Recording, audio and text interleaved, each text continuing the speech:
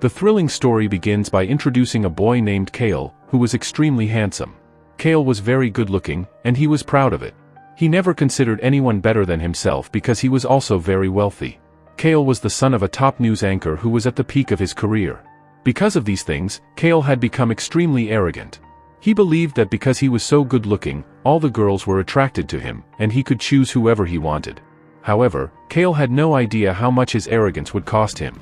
Now, we see Kale in his school, where he is delivering a speech to become the class president. He was speaking very confidently, but he treated those who looked less attractive than him very poorly. He completely sidelined average boys and girls because he had wealth and power. Kale also used to rag other students and insult them. Among those students, a new girl named Kendra arrived. Kendra was very different from the rest.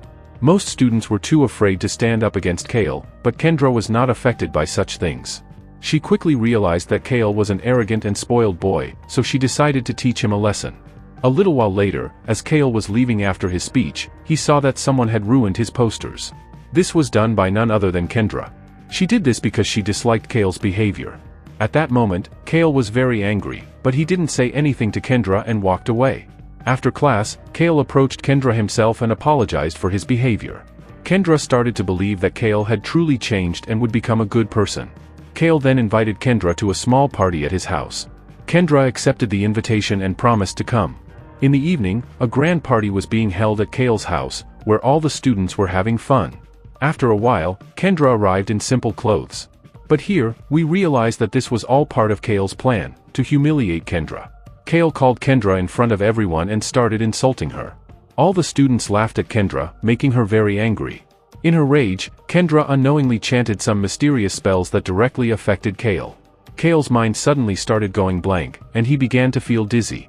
It seemed as if Kendra had cast some kind of spell on him. Kale couldn't bear it at all, so he quickly got into his car and drove straight home. After a while, as Kale reached his house, he saw a girl standing near his door. She looked like a ghost, but it wasn't a ghost, it was Kendra, dressed in different clothes. Kendra told Kale, "I have cursed you. The arrogance you showed about your beauty will now become your worst enemy." Kale's entire body started changing. His hair completely disappeared, strange marks formed all over his body, and he began to look like an entirely different person.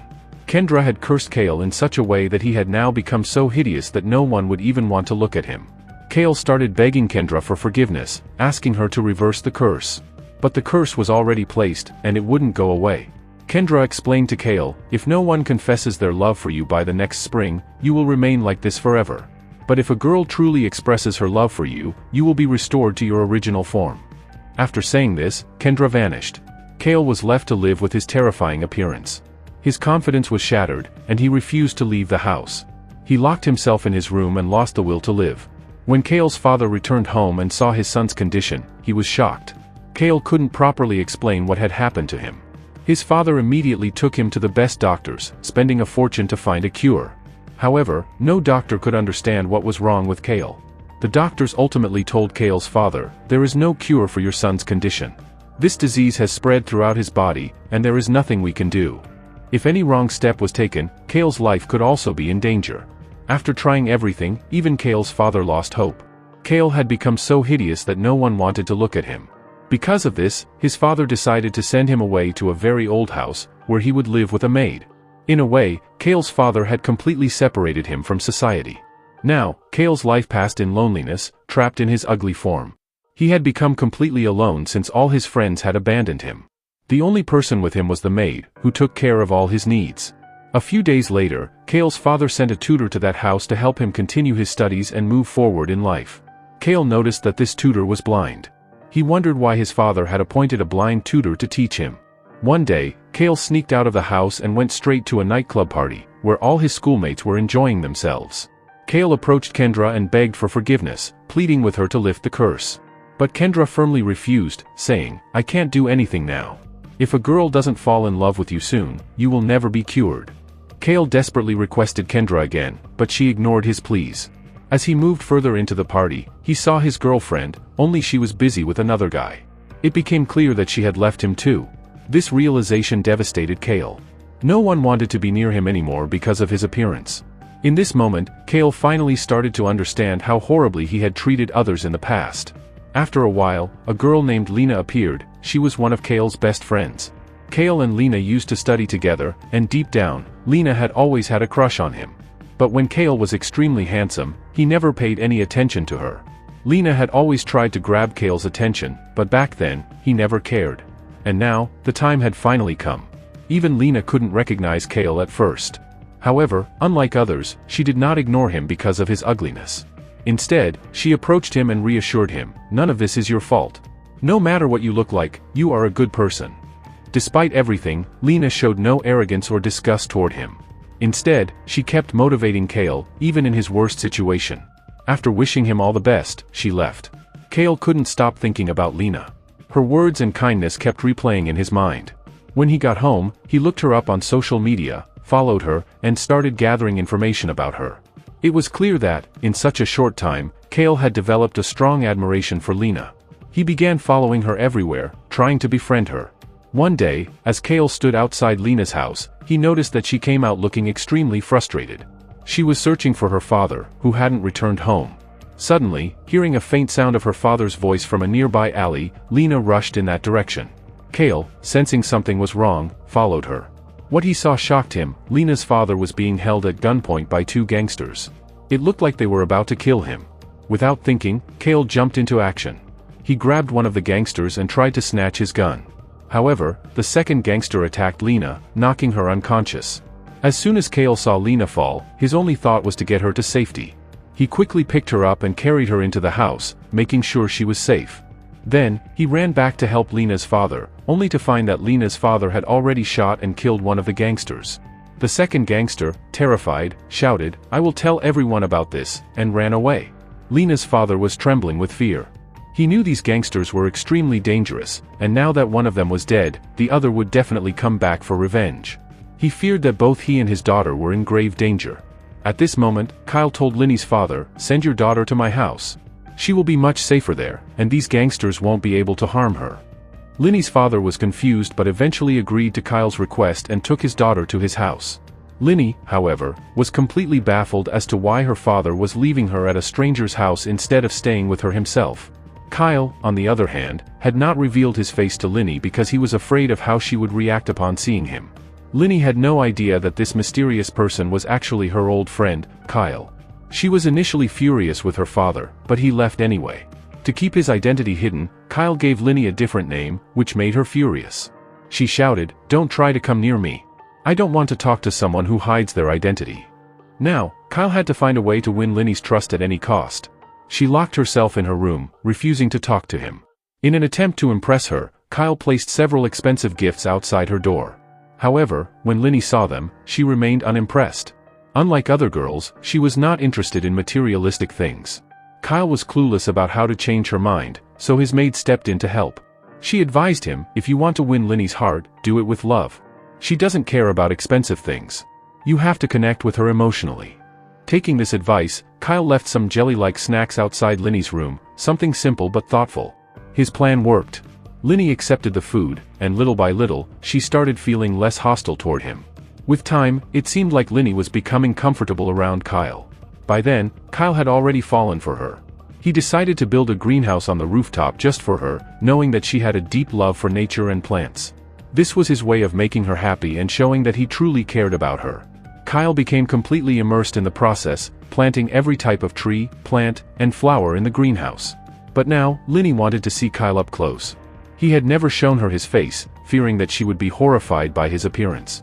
However, when Lenny finally saw his face, she did not react with shock or fear. She was not the kind of girl who judged people based on their outer beauty. This gave Kyle a little confidence. He started to believe that maybe, just maybe, Lenny was beginning to like him too.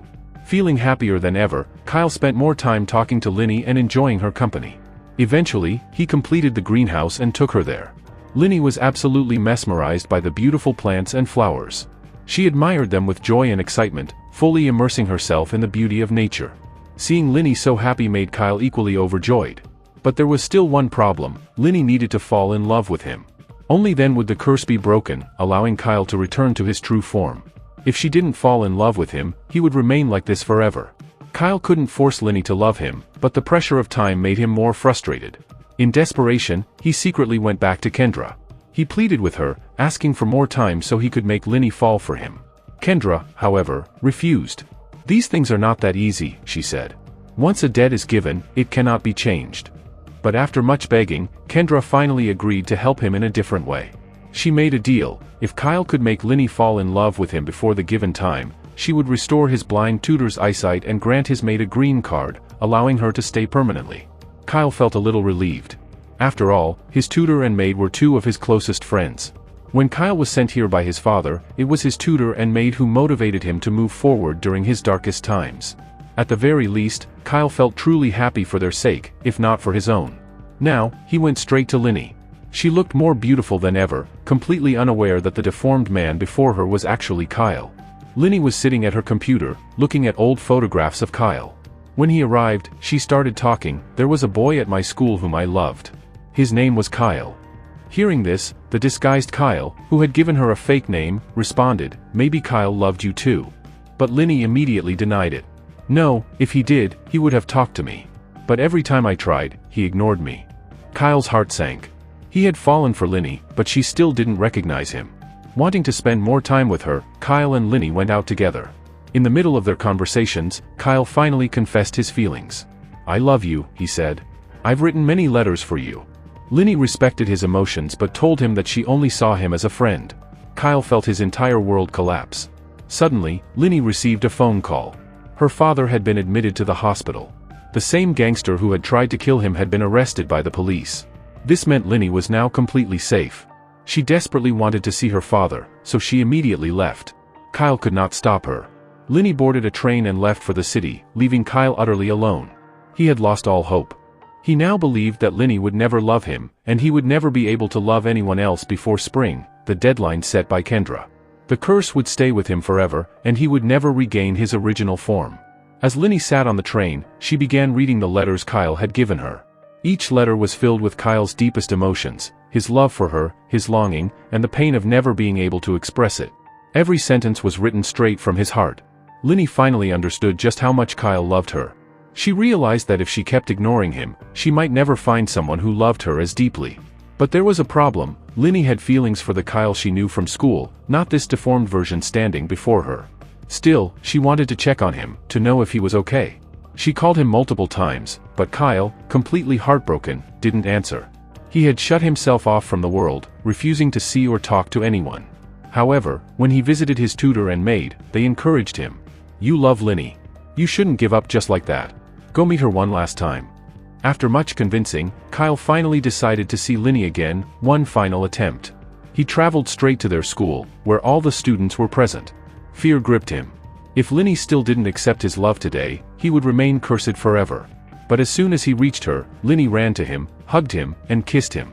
In that moment, she confessed her love. Kyle was overwhelmed with happiness.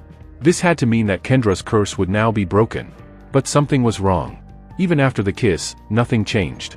Kyle did not return to his original form. Panic set in. If the curse didn't break now, then when? As Lena was about to leave, she turned to Kyle with a loving smile. "I love you," she said softly. The moment she spoke those words, something shifted inside Kyle. Those were the exact words that Kendra had included in the conditions of the curse. A powerful force surged through him. Within moments, Kyle stepped outside and felt his body transform, his deformed appearance faded, and he returned to the handsome man he once was. He was overjoyed. The curse was truly broken. But then, something unexpected happened. Lena ran back outside, looking for the deformed Kyle. Confused, she searched everywhere for him, her eyes filled with worry. The real Kyle rushed to her and gently grabbed her hand. "Lena, it's me. I am Kyle." But Lena refused to believe it. She had fallen in love with the deformed Kyle, no matter how he looked. For her, inner beauty was far more important than outward appearance. Even as the real Kyle tried to explain, she wouldn't listen. Instead, she pulled out her phone and called the other Kyle. But the phone rang right in front of her, Kyle's phone. In that moment, she finally understood the truth. Joy like never before filled her heart. Without hesitation, she threw her arms around Kyle, accepting him completely. Their love had triumphed. With this, the curse was truly broken. Meanwhile, we see Kyle's blind tutor. His eyesight had returned. And the maid? She finally received her green card, officially becoming a citizen. Kendra had fulfilled all her promises. The debts she had placed were now paid, and she had tied up every loose end. Kyle and Lena began planning their future together, ready to live happily side by side. The arrogant, selfish Kyle was gone. He was now a humble man, free of his past ego. But just when we thought the story was over, we see Kendra, the mysterious witch, arriving at Kyle's father's company. Not as a witch, but as an intern. It turns out, after teaching Kyle a lesson, she had her sights set on his father next.